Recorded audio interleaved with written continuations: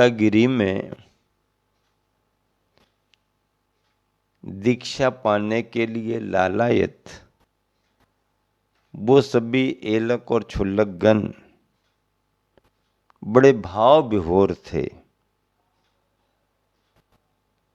जब उनसे निवेदन करने के लिए कहा गया तो उन सबके उद्गार इस रूप में प्रकट होना चाह रहे थे कि अगर एक एक दीक्षार्थी को एक एक घंटे का समय दे दिया जाए तो भी कम पड़ेगा, लेकिन समय की सीमाएं होती हैं। संस्कारों का उस दिवस बड़ा महत्व होता है। फिर भी सभी ने निवेदन किया और सभी ने अपने अपने भावों को प्रकट किया। घर परिवार में रहते हुए परिवारी जनों का जिस रूप में धार्मिक सहयोग मिला, माता पिता से संस्कार मिले, समाज बंधुओं से सहयोग मिला, त्यागी वृत्तियों का मार्गदर्शन मिला, पिच्छिधारियों का सानिध्य मिला, प्रेरणा मिली, गुरु तक पहुंचने के लिए जिन्होंने इन दीक्षार्थियों के लिए आगे बढ़ाया, गुरु के चरणों से जोड़ा, उन सभी ने हृदय से उन सब का उल्लेख किया। और ऐसा करना स्वाभाविक रहता है।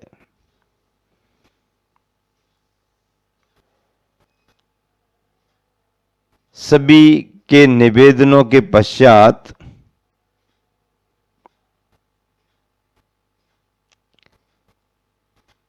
आचार्य महाराज के द्वारा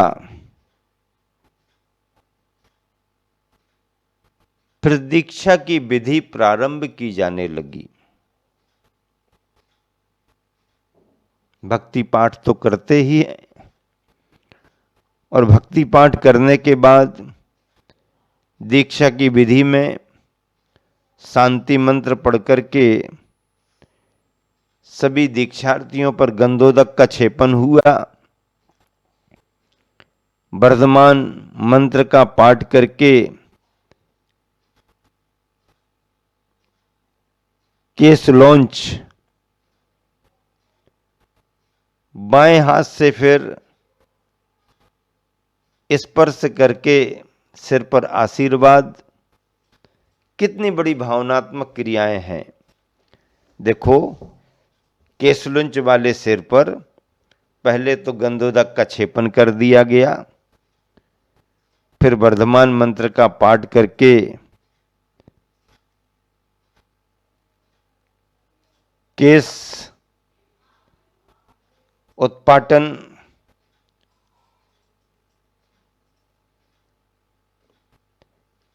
नहीं, केसर केसर से लिखा गया। हाँ, गंधोदक के बाद में केसर लगा दी गई। फिर बाएं हाथ से सभी के लिए सिर पर स्पर्श करते हुए आशीर्वाद। कपूर निर्मित राख का सिर पर लेपन कर दिया गया। इसके बाद पंचमुष्टि से केशलुंच कर दिया जाता है। पंचमुष्टि का केशलुंच करने के बाद सिर का प्रक्षालन किया गया और पंचगुरु भक्ति आदि करके फिर उन्हें संकेत दिया जाता है कि अब आप अपने वस्त्र का विमोचन करें, अर्थात वस्त्र का परित्याग करें। और जब आज्ञा पाते ही वह सभी 22 साधक वस्त्र का परित्याग करके एक साथ दिगंबर मुद्रा में खड़े हुए। थोड़ी देर के लिए लगा कि जैसे समय का चक्र ठहर गया हो। गड़गड़ाहट की ध्वनि से पंडाल गूंज उठा। जय जयकार के नारों से आकाश गुंजायमान हो गया। सभी के चेहरे पर अपार प्रसन्नता थी और दिगंबर जैन समाज के लिए 22 युवा निर्ग्रंथ साधक मिले। अरे दिगंबर मुद्राधारी एक एक मुनि अगर मिल जाए तो सैकड़ों किलोमीटर की दूरी तक समाज में प्रभावना बढ़ जाती है। और 22 साधक ने पूरे देश की जैन समाज के लिए, दिगंबर जैन समाज के लिए गदगद कर दिया। निर्ग्रंथ मुद्रा सामान्य मुद्रा नहीं है, साधना की सर्वश्रेष्ठ मुद्रा है। और वो साधक भी सामान्य साधक नहीं, सब पढ़े लिखे युवा साधक। गुरुवर आचार्य श्री विद्यासागर जी महाराज के द्वारा तरासे हुए साधक, वैराग्य का बीज आचार्य श्री विद्यासागर जी द्वारा बोया गया। उनकी प्रभावना से ये प्रभावित थे। लेकिन गुरुवर की समाधि के बाद इन्हें अब आगे कौन बढ़ाए? रास्ते में अधूरा तो छोड़ा नहीं जाता। इस दायित्व को परंपरा से आचार्य पद स्वीकार करते हुए आचार्य समय सागर जी ने आगे बढ़ाया।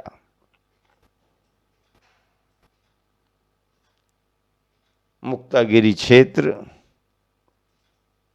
जहां पर संपूर्ण देश की समाज, केवल महाराष्ट्र और मध्य प्रदेश नहीं, सभी प्रदेशों से अपार जन समुदाय उपस्थित हुआ और आचार्य प्रवर के द्वारा दी जाने वाली निर्ग्रंथ मुनि दीक्षा की अनुमोदना की गई। वस्त्र त्याग करके जैसे ही निर्ग्रंथ मुद्रा में खड़े हुए, ऐसा लग रहा था जैसे एक साथ सभी ध्यान मग्न हो रहे हों।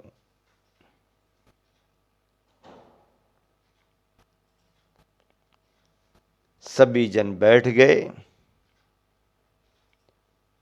श्रीकार लेखन संस्कार की विधि संपन्न हुई। अंकों का लेखन सिर पर हुआ।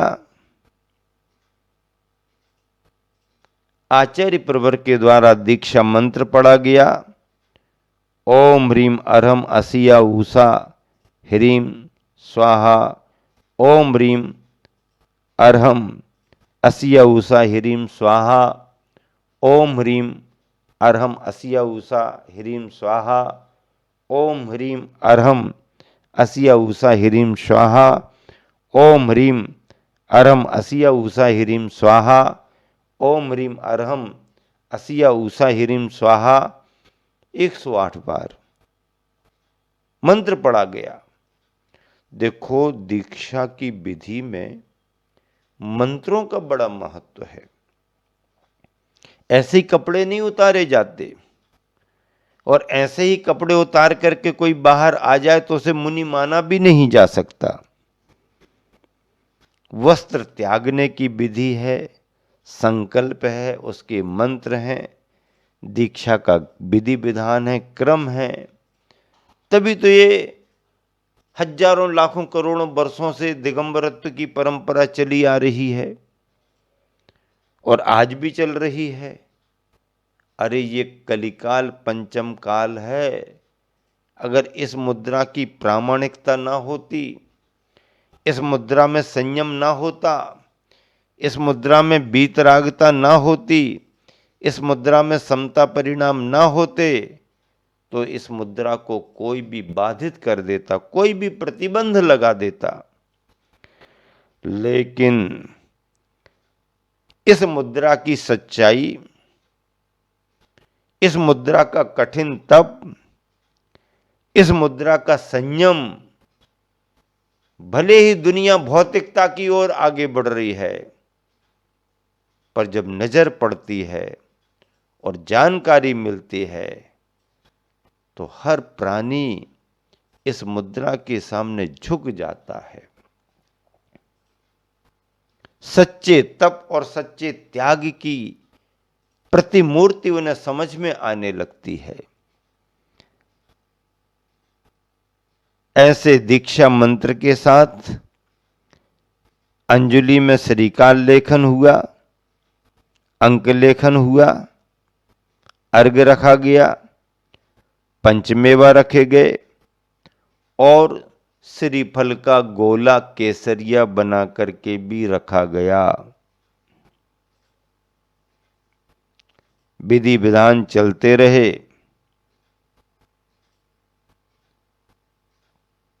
चारित्र भक्ति का पाठ किया गया और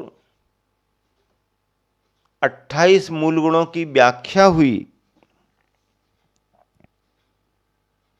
दिगंबर मुनि मुद्रा में 28 मूल गुण माने गए। 5 महाव्रत, 5 समितियां, पंचेंद्रिय निरोध, 6 आवश्यक और शेष 7 व्रत, 7 संकल्प। पंच महाव्रत, पंच समिति, पंचेंद्रिय निरोध ये 15 हो गए और 6 आवश्यक 15, 6, 21 और 7 शेष अन्य व्रत, अन्य संकल्प 21 और 7 28। ऐसे 28 मूल गुणों का आरोपण किया जाता है और इस अवसर पर भी किया गया। आचार्य प्रवर के द्वारा सभी व्रतों की व्याख्या की गई। सभी साधकों के लिए, दीक्षार्थियों के लिए व्रतों का स्वरूप संक्षेप में बतलाया गया, ताकि जो व्रतों को ग्रहण कर रहे हैं उनके ख्याल में ये आए कि मैं जो व्रत ले रहा हूं उन व्रतों का भाव क्या है। मुझे याद है जब मेरी मुनि दीक्षा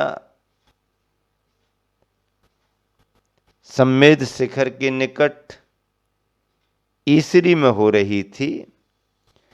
ईसरी का वह परिसर, उदासीन आश्रम का वह पंडाल मुझे अभी दिख रहा है।